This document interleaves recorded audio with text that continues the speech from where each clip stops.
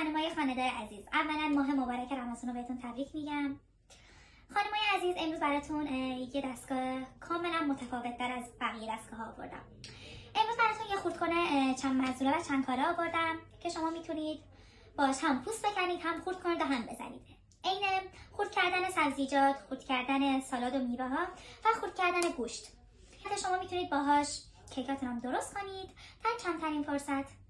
که بهتون گفتم این خردکنای فوق‌العاده عالی ما در کاسه های شیشه و البته استیل ضد زنگ هستش که در تیغه های 6 تایی، 2 تایی و البته 4 تایی هستش. به مناسبت ماه مبارک رمضان برای خردکنامون تخفیف گذاشتیم. فقط این خردکن با این نمو و با این لوازم های جانبی 1,230 هستش.